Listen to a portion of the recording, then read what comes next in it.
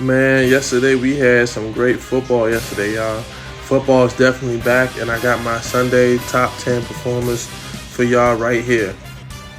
Number 10, let me get Mac Jones, man. Listen, man, I already know the Mac Attack, Mac and Cheese, McCorkle Jones, Mac Jones, we calling him. And he brung it yesterday against the All Pro MVP front runner up, Jalen Hurts. He outplayed him yesterday. Over 30 completions, I think it was 35 completions, 316 yards, and 3 touchdowns. Yeah, he threw an interception early while it was raining or whatever. Big play Slay made a good play on that. They almost won the game if the receivers just, did their job, learn how to keep their feet in bounds. Who knows, the Patriots would have won that game yesterday. But Mac Jones had an excellent game yesterday, and you also seen what he is with a coordinator. I know it's one game, but we not about to forget what he did his rookie year 2 years ago when he actually had offensive coordinator Josh McDaniels. We seen this already. So we're not about to do this, but he's number 10. Number 9, give me Jordan Love, man. Listen, 30 years of great quarterback play in Green Bay, man. And Aaron Rodgers and Brett Favre, a couple MVPs. Aaron Rodgers won 4, the second most ever. Brett Favre won 3, 2 championships between them. And just, NFC championship games for the Packers fans and Super Bowl appearances is what they gotten. And, I'm saying, he had to follow his footsteps. Who knows what he was going to be. He had an excellent game, dominated the Chicago Bears, over 200 yards, a couple touchdowns to Dobbs. He had a good game. And, we got to watch out to see. He, if you watch the game, I'm telling you, his play style, it's like Aaron. If you watch the game yesterday, like the poise, the pocket, the way he's releasing the ball, it's like he got it from Aaron. So he's number 9 for me. Number 8, let me get the Cleveland Browns defense. Listen, man, Joe Burrow just got his bag, but he also got his ass whooped. Under 100 yards, they pulled him out the game. He only had 82 yards of the game. The whole Bengals team in general held them. They shut them down. And Jamar Chase, for whatever reason, every time he about to play the Browns, it's like I think he always says something, and then they get dominated. Denzel Ward and them boys, they got them boys on lockdown.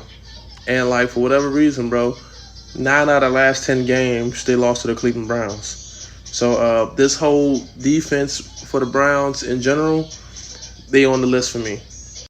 Listen, man, coming in number 6, man, listen.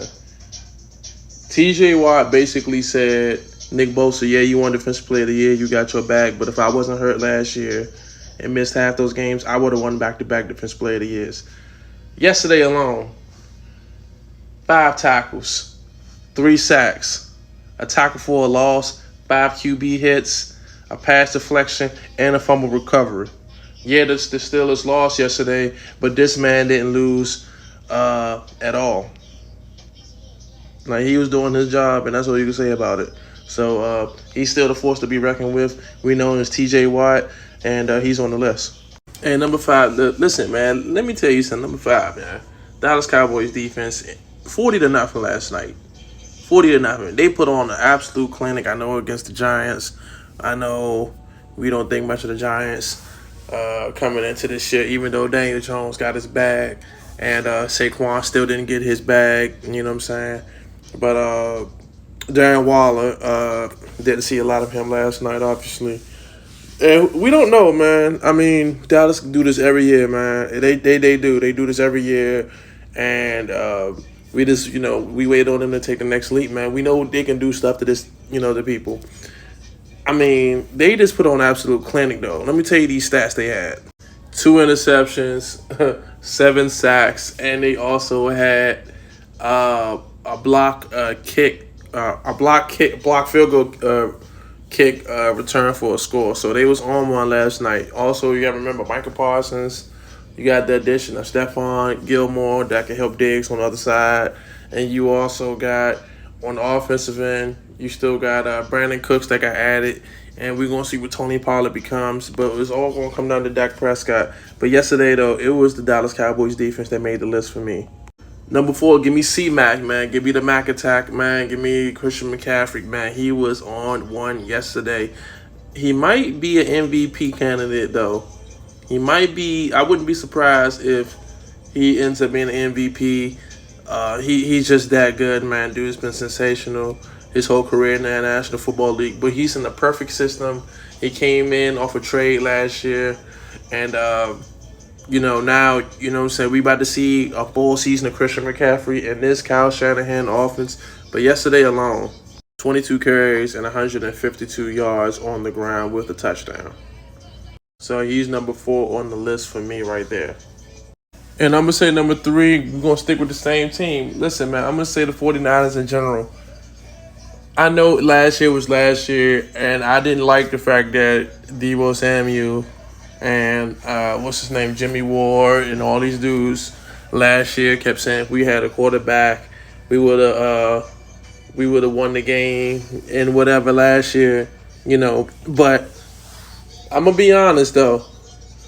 Like, we see when it could be. Brock Purdy in general, he's solid, bro. That's why they wasn't afraid to move on from Trey Lance, even though they moved heaven and earth to get him 4 first-round picks.